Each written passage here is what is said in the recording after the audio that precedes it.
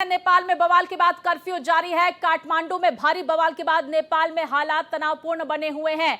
काठमांडू में रात तक जारी रहा जेन जी का हिंसक प्रदर्शन। हिंसाग्रस्त इलाकों में सेना के जवान तैनात हैं। फ्लैग मार्च वहां पर किया जा रहा है। नेपाल हिंसा में अब तक 24 लोगों की जान चली गई है, तो बवाल में 500 से ज्यादा लोग घायल बताए जा रहे। नेपाल आर्मी चीफ ने लोगों से शांति की अपील की है। संयुक्त राष्ट्र संघ ने नेपाल हिंसा पर चिंता जाहिर की। तो देखिए, फिलहाल नेपाल में हालात तनावपूर्ण बने हुए हैं। बीते 2 दिन से हम देख रहे हैं किस तरह से वहां पर भारी हंगामा, हिंसा देखी जा रही है। आज तीसरा दिन है, आज भी हालात तनावपूर्ण बने हुए हैं। सेना ने मोर्चा संभाला हुआ है। ऐसे में देखिए, भारत की तरफ से स्थिति पर नजर रखी जा रही है। तमाम जो बॉर्डर से सटे इलाके हैं वहां पर मुस्तैदी बढ़ा दी गई है। 24/7 हेल्पलाइन भी जारी की गई है। तो नेपाल आर्मी चीफ ने लोगों से शांति की अपील की है। संयुक्त राष्ट्र संघ ने नेपाल हिंसा पर चिंता जाहिर की। तो देखिए, मौजूदा स्थिति को लेकर नेपाल की लगातार बैठकों का दौर भी भारत में देखा जा रहा है। तो नेपाल में तख्ता पलट के बाद तेजी से बदलते हालात नजर आ रहे हैं। नेपाल में तख्ता पलट के बाद सेना के हाथ में कमान पहुंच गई है। नेपाल आर्मी चीफ अशोक राज सिंहडेल ने वार्निंग दी है। प्रदर्शनकारियों को सेना की वार्निंग, शांति बनाए रखने को कहा गया है। नेपाल में अंतरिम सरकार बनने की हलचल तेज नजर आ रही है। तो बड़ी जानकारी सामने निकल कर आ रही है। प्रदर्शनकारियों को सेना की तरफ से वार्निंग दी गई है, शांति बनाए रखने के लिए कहा गया है। अंतरिम सरकार बनने की हलचल तेज नजर आ रही है। तो देखिए, तख्ता पलट की सुगबुगाहट तेज, और ऐसे में देखिए, ओली के इस्तीफे के बाद अब स्थिति जो है और गंभीर बनी हुई है, तनावपूर्ण बनी हुई है। देखिए किस तरह से आगजनी वहां पर की गई। फिलहाल सेना ने मोर्चा संभाला हुआ है और लगातार सेना प्रमुख की तरफ से वहां पर वार्निंग भी दी जा रही है। हालात तनावपूर्ण बने हुए हैं। भारत सरकार की भी स्थिति पर नजर लगातार बनी हुई है। बॉर्डर से सटे जो इलाके हैं नेपाल से, वहां पर मुस्तैदी बढ़ा दी गई है।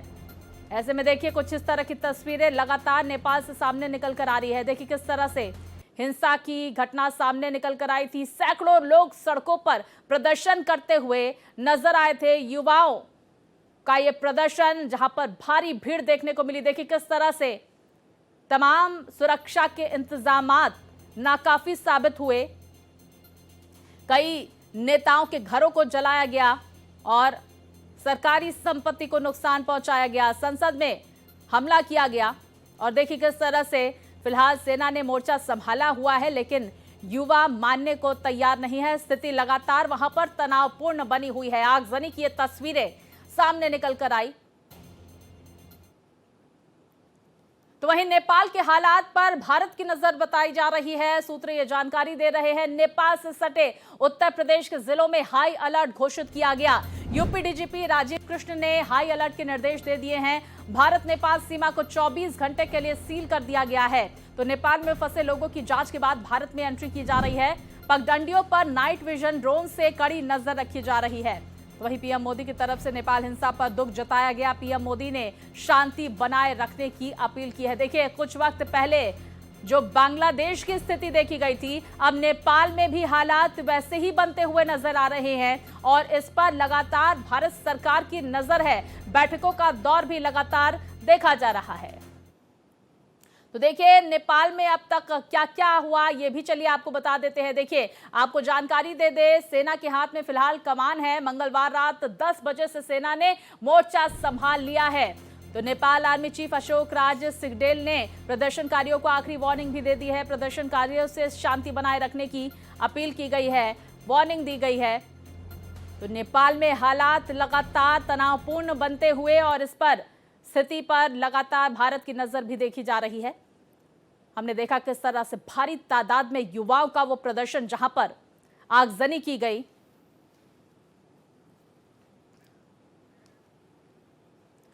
और विस्तार से हम इस पर चर्चा करेंगे, बातचीत करेंगे। हमारे साथ सुशील कुमार सिंघल जी, पूर्व राजदूत, जुड़ गए हैं। सुशील जी, बहुत स्वागत है आपका। और मेजर जनरल डॉक्टर राजन कोचर जी, रक्षा विशेषज्ञ हैं, आप भी हमारे साथ जुड़ गए। सर, आपका भी बहुत स्वागत है। मोहित शुक्ला मेरे सहयोगी दिल्ली से जुड़ गए हैं। मोहित, सबसे पहले मैं आपके पास आऊंगी। इस वक्त नेपाल में क्या कुछ स्थिति है, क्या जानकारियां स्थिति को लेकर?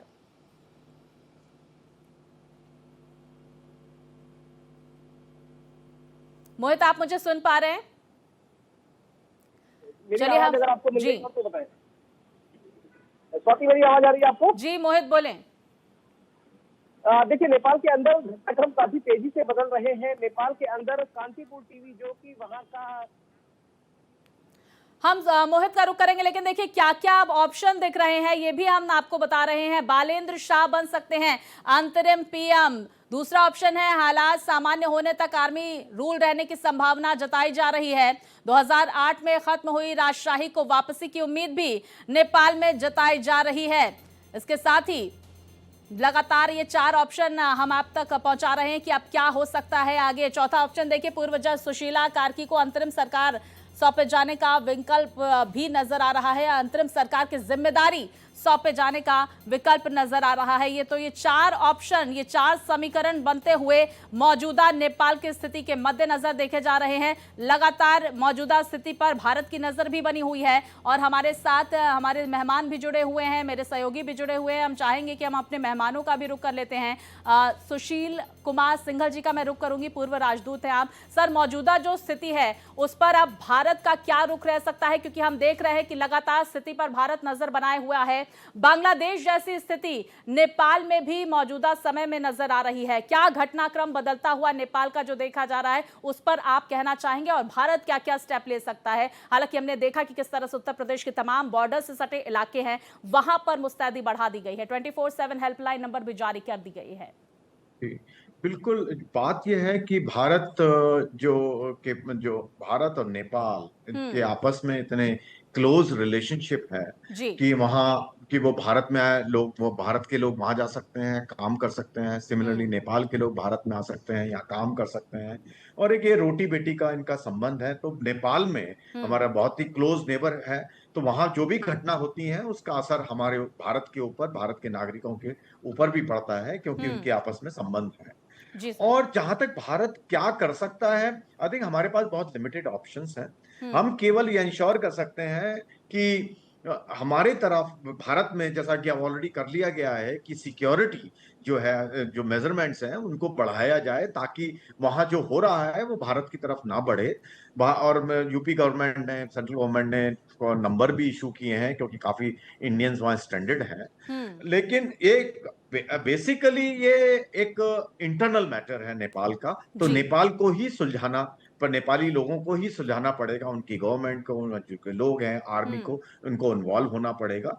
अभी प्रधानमंत्री जी ने भी एक स्टेटमेंट दिया है, उसमें उन्होंने कहा है कि दुख व्यक्त किया है और कहा है कि शांति जल्दी से जल्दी वहां बहाल हो। एक आप जो ऑप्शंस के बारे में बात करें, एक जो बांग्लादेश, और मैं इसमें थोड़ा डिफर करूंगा, क्योंकि बांग्लादेश में जो हुआ वो एक पार्टी विशेष के खिलाफ था। यहाँ जो आंदोलन है ये पूरी पॉलिटिकल क्लास के अगेंस्ट है।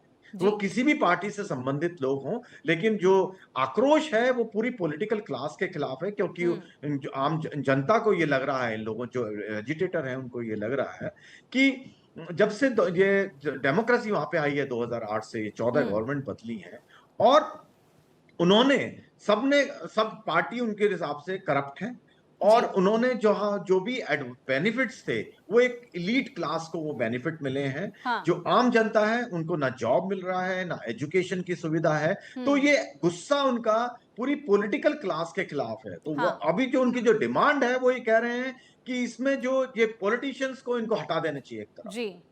तो वहां पे बिल्कुल इस तरह की डिमांड की जा रही है।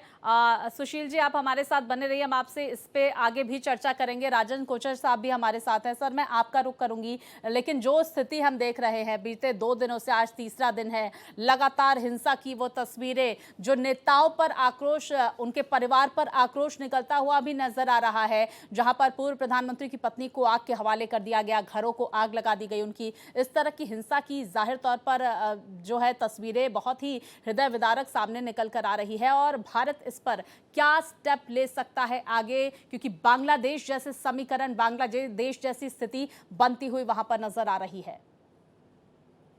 धन्यवाद, आपने मुझे इस चर्चा में बुलाया। देखिए, नेपाल हमारे लिए एक बहुत सेंसिटिव देश है। 1751 किलोमीटर्स का हमारा बॉर्डर है, और ये बॉर्डर फेंस नहीं है, एक पोरस बॉर्डर है, आना जाना इसको लोगों में लगा रहता है। 4 स्टेट्स इन्वॉल्व हैं इसमें, वेस्ट बंगाल भी है, उत्तराखंड भी है, यूपी भी है और बिहार भी है। और ये डायरेक्टली हमारी सिक्योरिटी को भी अफेक्ट करता है। तो इसको पहला काम तो भारत सरकार ने अपना किया है कि अपने बॉर्डर्स को सील कर दिया है, और वहाँ पे अपनी उसकी सर्विलेंस और उसका जो विजिल है उसको बॉर्डर पे बढ़ चुका है। दूसरा, भारत के पास, एज अभी एम्बेसडर साहब ने भी बोला, I tend to agree with his assessment, Bharat के पास बहुत लिमिटेड ऑप्शंस हैं। भारत इसमें इंटरफेयर नहीं करेगा, बिकॉज बांग्लादेश में हमने देख लिया था कि हमने प्राइम मिनिस्टर हसीना को जब हमने इसको रिफ्यूज दिया हमारी कंट्री में, तो बैकलैश बांग्लादेश में बहुत हुआ था।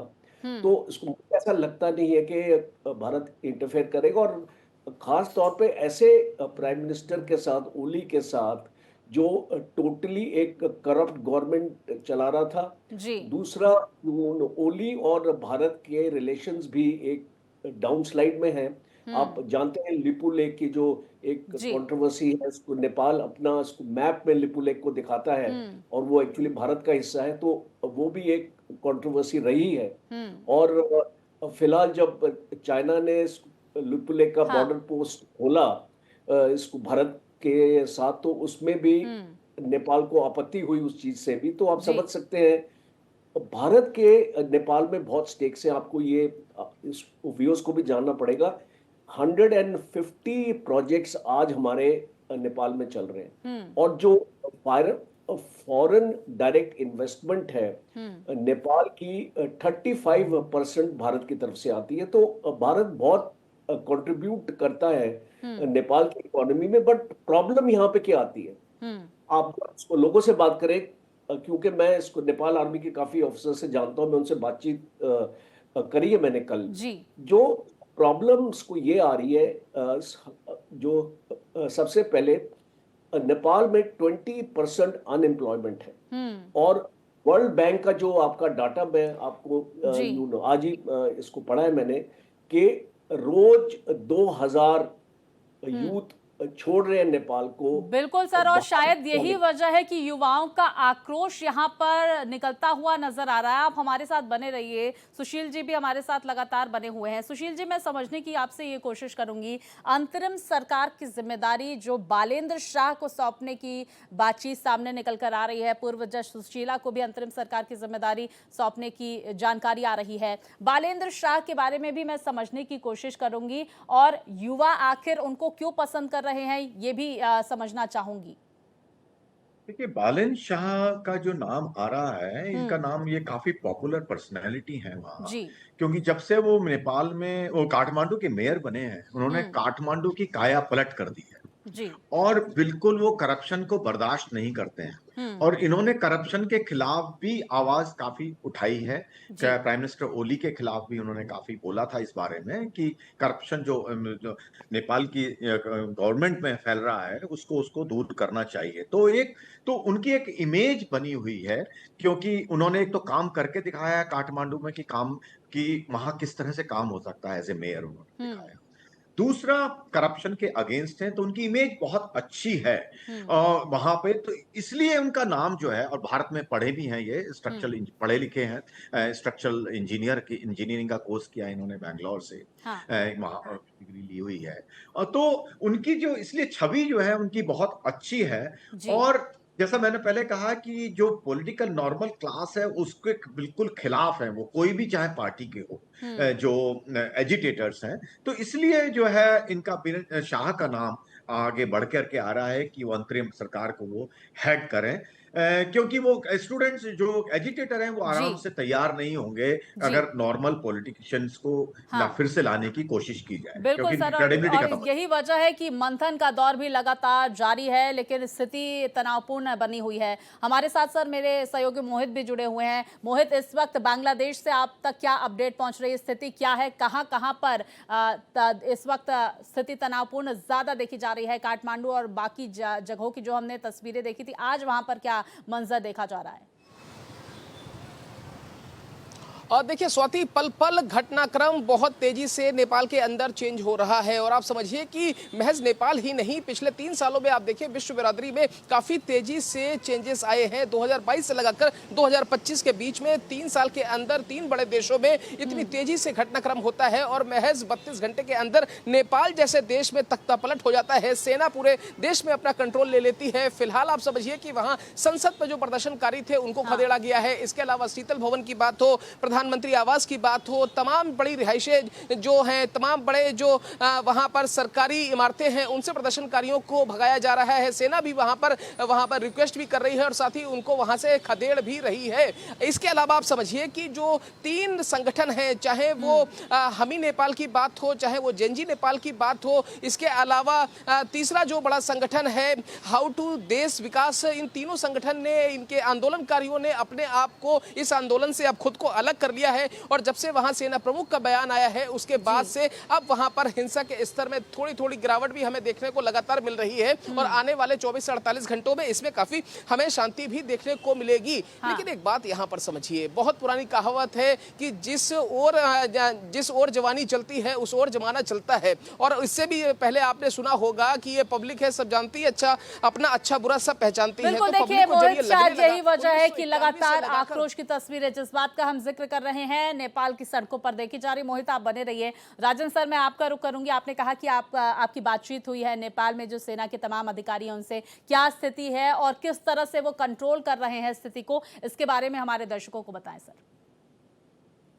देखिए, अब सिचुएशन फौज के हाथ में आ चुकी है because law and order break हो चुका है। गवर्नमेंट आपकी डिसॉल्व हो गई है, कोई पावर्स नहीं है अभी किसी के पास इस सिचुएशन को कंट्रोल करने के लिए। इसलिए आर्मी चीफ ने एक स्टेटमेंट दिया है, उसका एक सैल्यूटरी इफेक्ट आप देख सकते हैं कि इसको लोगों को इसको मिला है और अभी थोड़ा इसको डी एस्केलेशन की तरफ हम बढ़ रहे हैं जी। अब यहाँ पे मैं फौज का जो फौज ने एक्चुअली किया है जी।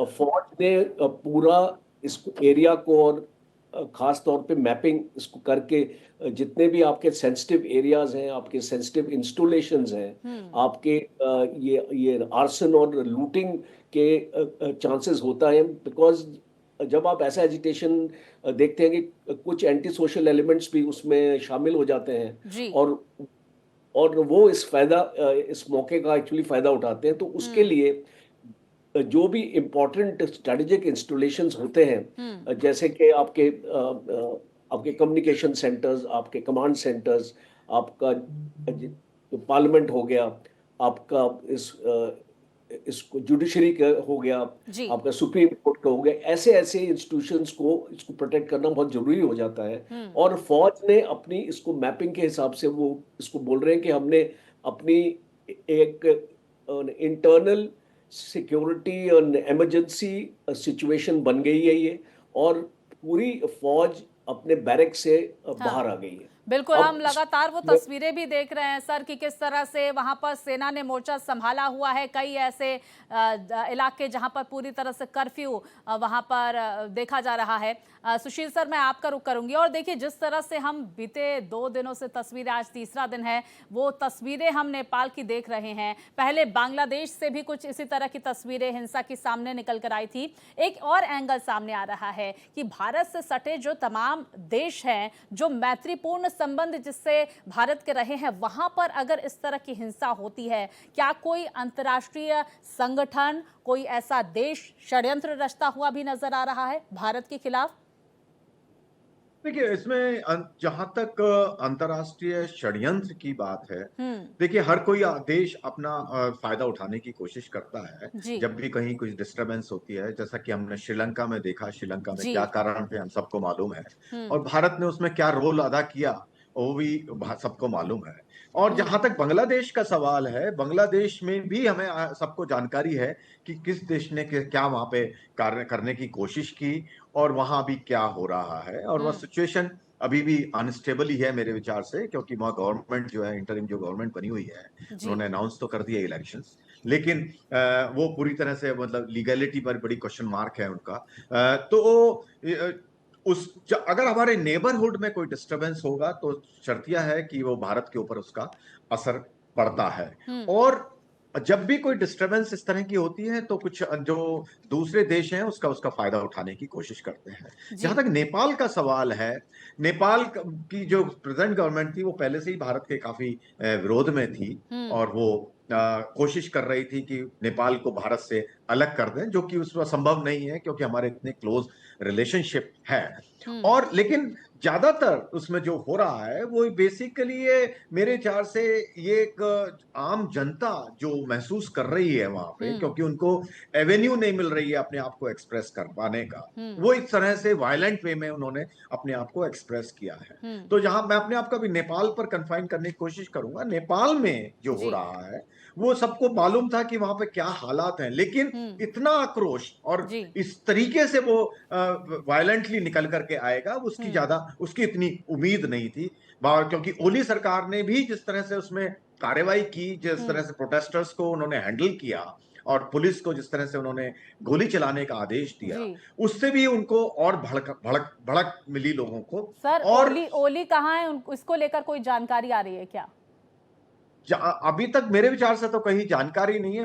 मेरा अपना अनुमान है कि वो देश छोड़ के नहीं गए हैं। वो मेरे ख्याल से आर्मी बैरक में कहीं पर सुरक्षित उनको रखा गया है, क्योंकि और भी कुछ मिनिस्टर्स हैं जिनको हेलीकॉप्टर से आर्मी ने उनको रेस्क्यू किया था। मोस्ट प्रोबेबली उनको जो है वो उन्होंने बैरक्स में सुरक्षा दी रखी है, क्योंकि और भी कल फोटो भी तस्वीरें भी आई थी कि एक मंत्री वित्त मंत्री थे, प्रधानमंत्री थे, उनको सुरक्षा प्रदान की गई थी। तो मेरे ख्याल से आर्मी ने उनको सुरक्षित रखा हुआ है, जो कि एक अच्छी बात है एक तरीके से, क्योंकि पॉलिटिकल लीडर ये जो लिंचिंग तो इस तरह की जो हो रही थी वो गलत है, क्योंकि वटेवर जो भी है उसको प्रोसेस होती है उसके अनुसार उसको चलना चाहिए। तो मेरे ख्याल से आर्मी इस वक्त बड़ा स्टेबलाइजिंग रोल प्ले करने की कोशिश कर रही है वहां पर। और जैसा कि अभी आपके संवाददाता ने भी बताया कि वहां थोड़ा कामनेस आनी शुरू हुई है, क्योंकि लोगों में कॉन्फिडेंस है कि आर्मी जो करेगी वो गलत नहीं करेगी। एक इंस्टीट्यूशन है जो इसकी रिलायबिलिटी है वहां पे। बिल्कुल। और लगातार सर भारत भी स्थिति पर नजर बनाए हुए है। सुशील सर और राजन सर, हम आपसे इस पर चर्चा करेंगे। मोहित, आपसे भी मैं जानकारी हासिल करूंगी, क्योंकि लगातार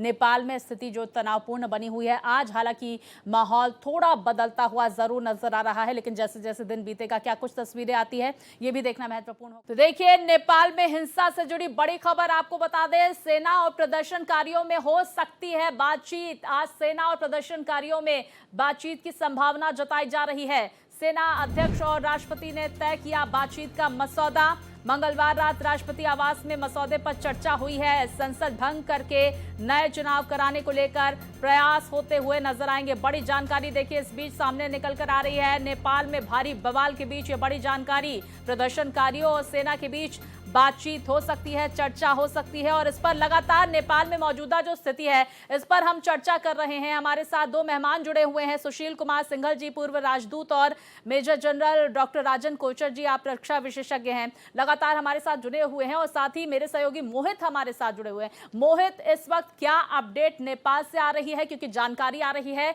कि सेना के अधिकारियों से मुलाकात कर सकते हैं प्रदर्शनकारी। दूसरी तरफ उत्तर प्रदेश के जो तमाम इलाके, जो तमाम जिले हैं जो नेपाल बॉर्डर से सटे हुए हैं, वहां पर किस तरह की मुस्तैदी? स्वाति, आपका बहुत आभार कि आपको देर सवेर ही सही, लेकिन मेरी याद आई। मैं बता देता हूं कि स्थितियां परिस्थितियां नेपाल में काफ़ी तेज़ी से बदल रही हैं। 1751 किलोमीटर का नेपाल और भारत का बॉर्डर है, जिसमें कि 5 बड़े प्रदेश, हिंदुस्तान के 5 बड़े प्रदेश नेपाल से टच करते हैं। आप सिक्किम की बात कर लीजिए, पश्चिम बंगाल की बात कर लीजिए, उत्तर प्रदेश की बात कर लीजिए, उत्तराखंड की बात कर लीजिए, आप बंगाल की बात कर लीजिए। ये 5 ऐसे बड़े प्रदेश हैं जिनका बॉर्डर नेपाल से टच करता है। यही वजह है कि चाहे वो रक्सौल बॉर्डर की बात हो, सोनौली बॉर्डर की बात हो, चाहे वो दूसरे बॉर्डर्स की बात हो, एसएसबी लगातार निगरानी कर रही है, सुरक्षा बढ़ा दी गई है। और आप समझिए कि पश्चिम बंगाल में पश्चिम बंगाल पुलिस के डीजी, एडीजी और तमाम बड़े प्रशासनिक अधिकारियों ने एसएसबी के अधिकारियों से देर रात तक मीटिंग की है। ये तमाम ऐसी जगहें हैं जहां से स्थितियां परिस्थितियां बदल रही हैं, क्योंकि आप समझिए कि अगर हर घंटे 1000, 2000 या पूरे दिन में लगभग 10,000, 15,000 लोग वहां से माइग्रेट होकर हिंदुस्तान में आएंगे, तो कुछ बहुत सारे इनपुट आप समझिए कि मिल रहे हैं, कुछ हो सकता है कि हिंदुस्तान के लिए भी कहीं ना कहीं परेशानी खड़ी करने वाली ना हो। आप पिछले 3 सालों का मैं जिक्र कर रहा हूं, 3 सालों में 3 बड़े देशों में जितनी तेजी से ये तख्ता पलट हुआ है, ये सब कुछ संयोग नहीं है, ये प्रयोग है। मैं लगातार इस बाबत ही इशारा कर रहा हूं। आप नेपाल के अंदर देखिए, कांतिपुर टेलीविजन का दफ्तर इस तरीके से जलाया गया कि वो धू धू कर अभी भी वहां पर धधक रहा है। राष्ट्रपति आवास को जला दिया गया, शीतल निवास को जला दिया गया, 3 प्रधानमंत्रियों के आवास को फूंक दिया गया, पूर्व प्रधानमंत्री की बीवी उसमें जिंदा जलकर मर गई। ये बहुत पीड़ादायक है, कष्टदायक है। और इन सबों के बीच में एक खबर क्या है? एक खबर ये है, आप समझिए स्वाति, कि हिंदुस्तान की तरफ से कई सारे ऐसे ट्रक्स हैं, कई सारे ऐसे मालवाहक गाड़ियां हैं जो प्रतिदिन नेपाल आती जाती हैं। और अकेले रक्सौल और सोनौली बॉर्डर पर ही 1400 से ज्यादा ट्रक फंसे हुए हैं। जो ऑल इंडिया ट्रक्स एसोसिएशन है, उसके अध्यक्ष हैं राजेंद्र कपूर जी। उनसे मेरी बात हुई, वो कह रहे हैं कि मोहित जी, लगातार हमें लॉस हो रहा है, हमें डर है कि हमारे जो ट्रक हैं, जो हमारे गुड्स हैं, जो हमारे मालवाहक गाड़ियां हैं, उनकी सुरक्षा वहां पर खतरे में है। वो लगातार वहां पर फंसे हुए हैं। कुछ चीजें ऐसी है, फल सब्जी, दवाइयां, दूध, जो लगातार कहीं ना कहीं भारत वहां पर आपूर्ति करता है, क्योंकि नेपाल और भारत एक हमेशा से अच्छे सहयोगी रहे हैं। चाहे वो वहां पर जलजले की बात हो, चाहे वो आपने देखा भूकंप आया था, उस समय भी भारत ने किस तरीके से एनडीआरएफ एसडीआरएफ की टीमों को भेजकर वहां पर सहायता मुहैया कराई थी। इसी तरीके से वहां पर लगातार हमारे यहाँ से सामान भेजा जाता है। तो ऐसे वहां पर ट्रक फंसे हुए हैं, एसएसबी लगातार वहां पर मॉनिटरिंग कर रही है और कई जगह पर तो बॉर्डर को बहुत सख्ताई से वहां पर सील किया गया है। इसके अलावा आप समझिए कि कांतिपुर टेलीविजन का मैं जिक्र कर ही चुका हूं, राष्ट्रपति आवास का जिक्र कर ही चुका हूं, प्रधानमंत्री आवास का भारत से भी हवाई, रेल, बस सेवा रोकी गई है। एहतियातन कई कदम भारत सरकार की तरफ से भी उठाए जा रहे हैं। मोहित, आप लगातार हमारे साथ बने रहिए, हम राजन सर का रुख करेंगे।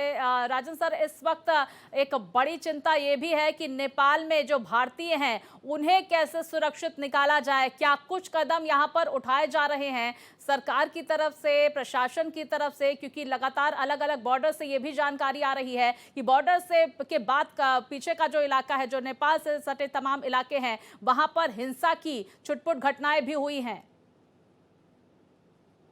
देखिए, ये एक इसको मैकेनिज्म होता है हर एक एम्बेसी में, जो हमारी वहाँ पे एम्बेसी, इंडियन एम्बेसी है वहाँ पे, तो वहाँ से एक आपकी एडवाइजरी जारी होती है, और ख़ास तौर पे इंडियन सिटीजन्स को कि वो अपने आप को सिक्योर एरियाज में ले जाएं जी। और अगर कोई ऐसी प्रॉब्लम उनको आती है तो वो एम्बेसी के साथ अपना कांटेक्ट अपना करें। हेल्पलाइन उनको नंबर्स दिए जाते हैं। इस बार भी ऐसा हुआ है, और जो इंडियन एम्बेसी की तरफ से ये एडवाइजरी गई है लोगों के पास। बिल्कुल, एडवाइजरी गई है और लगातार हेल्पलाइन नंबर भी जारी किया गया है, वो भी भारत एक्सप्रेस आप तक पहुंचा रहा है। राजन सर बने रहिए। मोहित, मैं एक बहुत छोटा सा सवाल आपसे करना चाहूंगी। कैसे नेपाल से भारतीयों को निकालने की जद्दोजहद करती हुई, और आज एक कैबिनेट बैठक भी है, उसमें भी अंतर्राष्ट्रीय हालातों को लेकर चर्चा की जाएगी, क्या कुछ अपडेट? बहुत शॉर्ट में इस पर जवाब दें। और देखिए स्वाति, बहुत तेजी से 2 घटनाक्रम जिस तरीके से नेपाल में चेंज हुए, भारत में भी एजेंसियां लगातार नजर बना के रखे हुए हैं, क्योंकि जब जब पड़ोसी मुल्कों में तख्ता पलट होता है तो पड़ोसी देशों में इस तरीके की चीजें एक आमतौर पर नॉर्मल एक प्रोटोकॉल है, एक हमारे एक्सरसाइज है। कल ही सीसीएस की मीटिंग होती है, कैबिनेट कमेटी ऑन सिक्योरिटी पर प्रधानमंत्री खुद उस मीटिंग को चेयर करते हैं। हिमाचल और पंजाब सूबे से लौटने के बाद इस मीटिंग को लिया गया। इसमें सेना प्रमुख थे, तमाम दूसरे इंटेलिजेंस के अधिकारी इसमें मौजूद थे। इसके अलावा आप समझिए कि और जो आज कैबिनेट है उसमें भी कहीं ना कहीं जो इंटरनेशनल रिलेशंस हैं इस पर बात होगी, लोगों के सेफ एविकेशन की बात होगी, क्योंकि इससे पहले हमने देखा कि जहां जहां तख्ता पलट हुए हैं, बांग्लादेश की बात हो, श्रीलंका की बात हो, इसके अलावा जब जब बाहर कॉन्फ्लिक्ट हुए तो हिंदुस्तान ने सेफली वहां से अपने लोगों को एविक्यूएट किया है। एक बात समझिए, बालेंद्र शाह जिनका लगातार जिक्र हो रहा है, इनके साथ भारत के संबंध कोई बहुत अच्छे नहीं है कि एक चम्मच गिलास में चीनी घोली गई और पिला दिया गया, तो ऐसा नहीं है, बहुत मधुर नहीं है। लिपुलेख के मसले को लेकर जब जब आपने देखा होगा कि बालेंद्र शाह जब काठमांडू के मेयर रहते हुए भी, उससे पहले भी 35 साल का युवा, मैं लगातार जिक्र कर रहा हूं, 35 साल का युवा वहां पर क्रांति लाया हुआ है। इसी 35 साल के युवा ने यह कहा था लिपुलेख के मुद्दे पर, जब नेपाल ने जो विवादित हिस्सा है उसको अपना क्षेत्र बता दिया था, तो इसने समर्थन किसका किया था? इसने समर्थन किया था अपने देश का। लाजिम है करेगा ही, लेकिन भारत के साथ इतने कटु वचन करना, इतने गलत तरीके से भारत को रिएक्शन देना, देखते हैं बालेंद्र शाह के हाथ में अगर सत्ता जाती है तो क्या कुछ तस्वीर नेपाल और भारत से सामने निकल कर आती है। बहुत शुक्रिया आपका मोहित, जानकारियां हमारे दर्शकों तक पहुंचाने के लिए। सुशील सर, मैं आपका रुख करूंगी और बालेंद्र शाह को लेकर जो हम जिक्र कर रहे थे, मेरे सहयोगी भी इस बात का जिक्र कर रहे थे कि जो बालेंद्र शाह का रवैया है वो भारत के प्रति बहुत अच्छा नहीं कहा जा सकता। तो क्या उससे आने वाले वक्त में समीकरण बदलेंगे और क्या ये जो 3 बड़े घोटाले हैं और चीन से जो नजदीकी है और भारत से जो दूरी है, वो स्थिति जो है आज ये बांग्लादेश और श्रीलंका के बाद अब यहां पे नजर आ रही है, नेपाल में नजर आ रही है। देखिए, ये कहना कि भाई वो हमारे खिलाफ है क्योंकि हाँ, उन्होंने एक स्टेटमेंट दिया जी, और हमारे साथ में है, भारत का जो होगा रिलेशनशिप, जब वो सत्ता में आएंगे जी, उसके बाद ही वो बातचीत हो पाएगी, क्योंकि बिल्कुल, अगर वो अपने देश की, वो तो बात करेंगे ही करेंगे, नेचुरल बात है। और वो बिल्कुल, किस तरीके से उसको करते हैं, क्या करते हैं, ऑफ कोर्स इज बहुत यंग है, जो कि जैसा कहा गया हम सब जानते हैं वो यंग है, क्योंकि पॉलिटिकल क्लास जो है वहाँ की, उनकी जो है बिल्कुल उसमें कोई उनको सुनवाई करने को तैयार नहीं है। उनका पूरी तरह से उनका बहिष्कार एक तरीके से किया जा रहा है, जैसा कि आप हम्म, बता रहे हैं। तो ये कहना कि वो किस तरह का उनका रुख होगा, क्या होगा, पहले तो वो बने, अभी तो ये हाँ, भी नहीं पता कि वो बनेंगे या नहीं जी, बनेंगे। तो अभी से अगर हम ये देखने लगे कि वो हमारे तरफ क्या रुख होगा, जब सत्ता में कोई आता है, कोई भी हम्म, नेता, कोई भी सत्ता में जब आता है, तब उसके बाद उसके पता लगता है। हाँ, पहले उसके बारे में असेस करना कि वो हमारे फेवर में होगा, अगेंस्ट हम्म, होगा। देखिए, हर कोई जो भी लीडर कोई आएगा, वो अपने देश के, अपने हितों की रक्षा बिल्कुल, ये करने की बहुत कोशिश करेगा। जल्दबाजी होगी ये कहना कि बालेंद्र शाह के रिश्ते आने वाले वक्त में कैसे बदलते हैं भारत के साथ, क्या अच्छे होते हैं या फिर यहाँ पर खराब होते हुए रिश्ते नजर आते हैं। लेकिन एक बात यहाँ पर और समझने की कोशिश मैं आपसे करूंगी, सेना और इसके साथ ही प्रदर्शनकारियों की आज मीटिंग भी होने वाली है, क्या इससे निष्कर्ष निकल सकता है और दूसरी तरफ भारत किस तरह से नेपाल में बदलते घटनाक्रम पर रिस्पॉन्स कर सकता है, इंटरमीडिएट कर सकता है।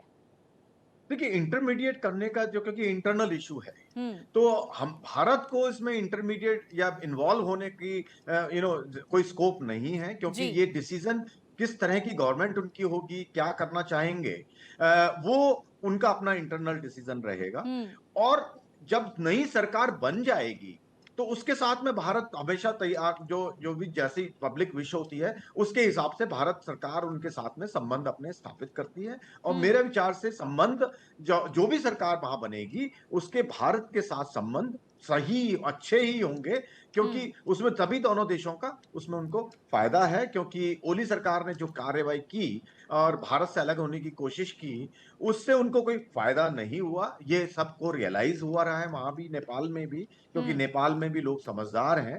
तो भारत का, मेरे कहने का मतलब यह है कि भारत का अपना कोई इन्वॉल्वमेंट नहीं है, कोई इंटरमीडिएट उसमें बनने की आवश्यकता मेरे विचार से नहीं हम्म, है, अभी कोई ऐसी स्थिति नहीं है।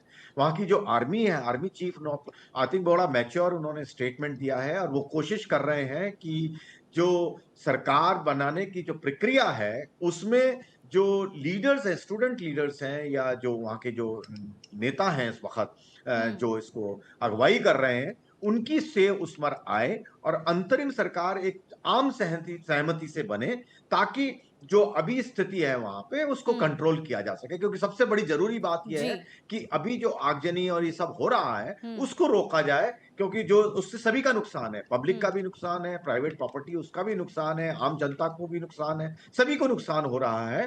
तो उसको कंट्रोल करने की आवश्यकता है, और अंतरिम सरकार सबकी सहमति से बने, ये आवश्यकता है। बिल्कुल, देखिए इसकी बहुत ज़रूरत है और राजन जी भी लगातार हमारे साथ बने हुए हैं, वो भी तमाम महत्वपूर्ण पॉइंटर्स हम तक पहुंचा रहे हैं। राजन जी, जिस बात का हम लगातार जिक्र कर रहे हैं, मौजूदा जो स्थिति नेपाल की देखी जा रही है, क्या लगता है आज जो बातचीत होगी उसका क्या निष्कर्ष निकल सकता है? क्या जल्द से जल्द, या ये कह सकते हैं कि 1-2 दिनों में ही अंतरिम सरकार मिल सकती है नेपाल को और उसके बाद तस्वीर बदलती हुई नजर आ सकती है? क्या कुछ जानकारियाँ, क्या हलचल, इसको कैसे देखते हैं आप? देखिए, हम अगर बोलना कि अभी भारत इंटरफेयर नहीं कर रहे, देखिए एक बैक चैनल डिप्लोमेसी होती है। जी, और अगर एक आर्मी चीफ इस नेपाल का भी कंट्रोल में है, हुँ, तो बेशक हमारे आर्मी चीफ और नेपाल के आर्मी चीफ के बीच में बहुत क्लोज रिलेशंस हैं। सीडीएस के भी अभी हाल ही में आर्मी चीफ सीडीएस इसको विजिट करा था, और जो हमारे सीडीएस हैं वो गुरखा रेजिमेंट के हैं, और जी। नेपाल के जो गुरखास हैं वो 39 बटालियंस हैं हमारी गुरखास की, जिसमें तकरीबन 25 से 26 हजार नेपाल के गुरखास हैं, और बाकी हमारे अपने हैं गुरखास।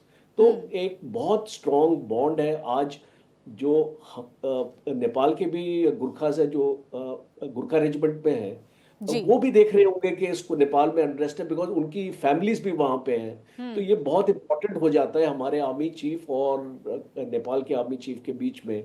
और एक ऑफिशियल स्टेटमेंट तो नहीं आई है, बट मुझे ऐसा लगता है कि एक बैक चैनल कॉन्वर्सेशन जरूर हुई होगी। और कल जब कैबिनेट कमेटी ऑफ सिक्योरिटी की मीटिंग हुई है, तो उसमें जरूर इस टाइप की चर्चा हुई होगी कि हमको अपना कम्युनिकेशन, बैक चैनल अपना कम्युनिकेशन नेपाल के साथ हमको जारी रखना, ये बहुत इंपॉर्टेंट है। बिकॉज भारत का बहुत स्टेक है नेपाल में, अपार्ट फ्रॉम जो हमारी इन्वेस्टमेंट्स है हमारे। अब देखिए इतने सारे ट्रक्स आपके रुके हुए हैं, तो इसमें भी एक इकोनॉमिक लॉस होता है, लोगों को भी होता है और कंट्रीज को भी होता है।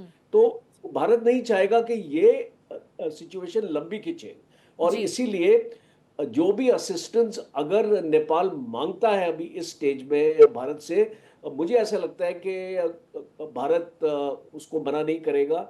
और अगर नेपाल की आर्मी कोई भी असिस्टेंस मांगती है हमारी ये फौज के साथ, और हमारी ये फौज बॉर्डर्स पे भी है और नेपाल के बॉर्डर्स पे भी अपनी तैनात हमारे पास रहती है, और एक हमारे पास वेरविदौल भी है। अगर कोई भी ऐसी जरूरत है भारत की कि इसको वहां पे कोई ना कोई मदद पहुंचाने के लिए, तो बिल्कुल। हम देखिए, लोग शांति बहाल करने के लिए जो भारत से हो सकेगा वो प्रयास भारत भी करता हुआ नजर आएगा।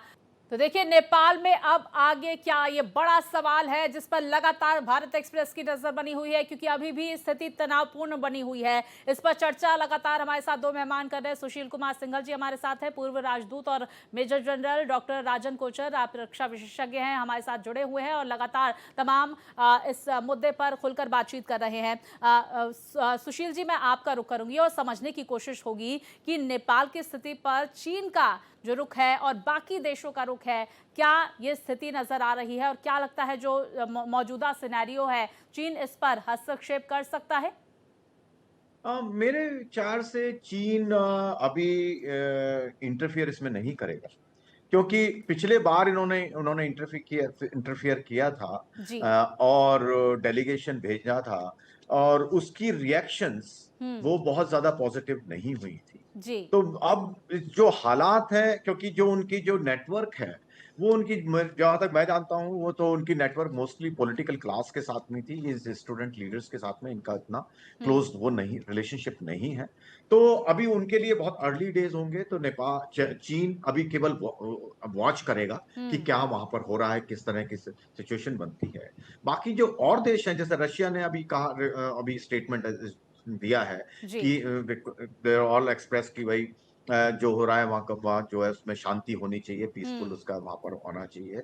इजराइल का भी एक स्टेटमेंट अभी पीछे आया है, और भारत ने तो ऑफकोर्स प्रधानमंत्री जी ने स्टेटमेंट दिया ही है। तो मेरे ख्याल से अभी सभी देश जो है वहां पे वेट एंड वॉच वाली पॉलिसी पर रहेंगे, क्योंकि वो देखना चाहेंगे कि वहां पर किस तरह के जो है बातचीत होगी। और जहां तक बैक चैनल्स की बात है, वो तो सभी देश करते हैं, उसमें तो इसलिए मैं इस पर कमेंट नहीं करना चाहूंगा।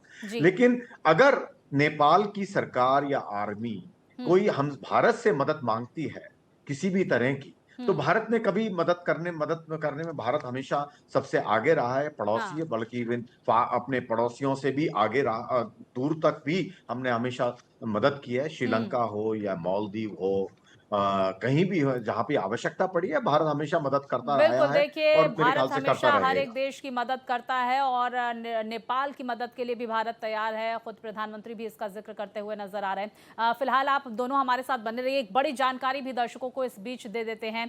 देखिए, नेपाल हिंसा पर 3 आंदोलनकारी ग्रुप ने किनारा कर लिया है। आंदोलनकारी ग्रुप ने अवसरवादियों को दोषी ठहराया। तो जेन जी नेपाल ने सोशल मीडिया पर बयान जारी किया। हामी नेपाल और हाउ टू देश विकास ने जारी किया है बयान।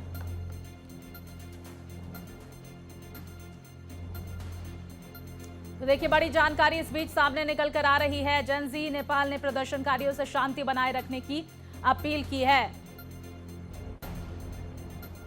तो ये हिंसा कुछ समूह अपने फायदे के लिए कर रहे हैं। जेन ज़ी नेपाल की तरफ से ये प्रतिक्रिया दी गई। जेन ज़ी नेपाल ने प्रदर्शनकारियों से शांति बनाए रखने की अपील की है। हामी नेपाल, हाउ टू देश विकास ने भी जारी किया है बयान। ये हिंसा कुछ समूह अपने फायदे के लिए कर रहे हैं। विस्तार से हमारे साथ दो मेहमान चर्चा कर रहे हैं। राजन जी, ये बड़ी प्रतिक्रिया सामने निकल कर आ रही है। 3 आंदोलनकारी ग्रुप की तरफ से किनारा किया गया है नेपाल हिंसा को लेकर।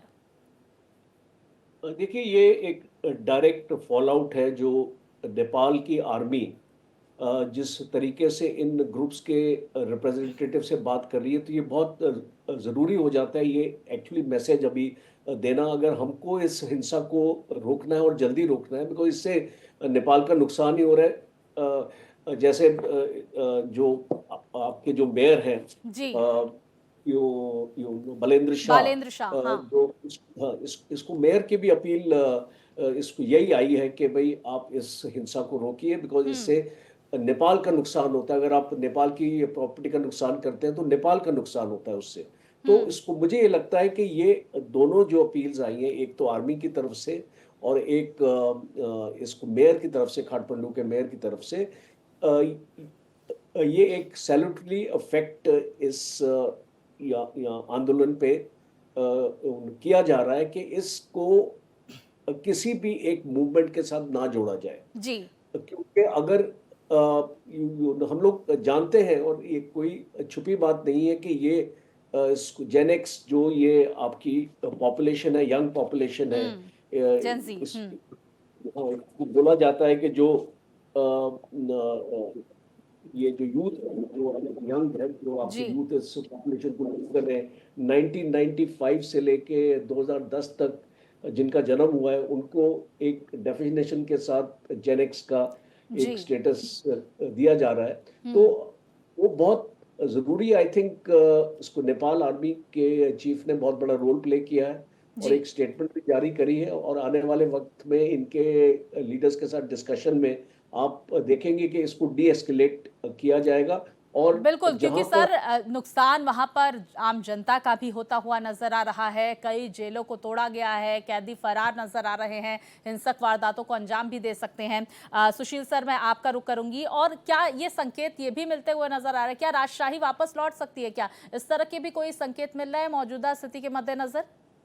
देखिए, अभी तो इस तरह का कोई संकेत नहीं है। मैं आई एम श्योर का किंग जो है, फॉर्मर किंग है, वो अपना रोल प्ले करने की कुछ कोशिश कर रहे होंगे, लेकिन बात यह है कि उनकी भी क्रेडिबिलिटी बहुत ज्यादा नहीं है इस पर जेन ज़ी के साथ में।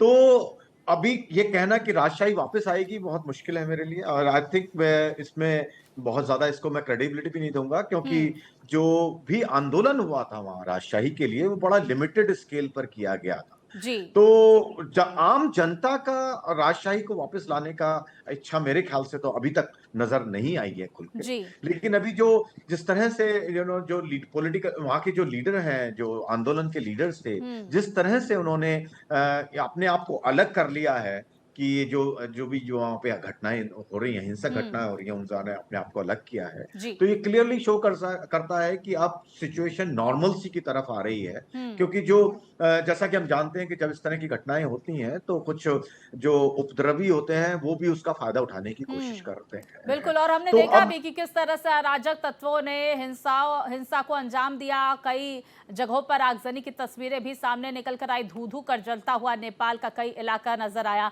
बहुत शुक्रिया करूंगी सुशील सर, राजन सर, आपका विस्तार से इस पूरे मुद्दे पर आपने हमारे दर्शकों तक जानकारियां पहुंचाई।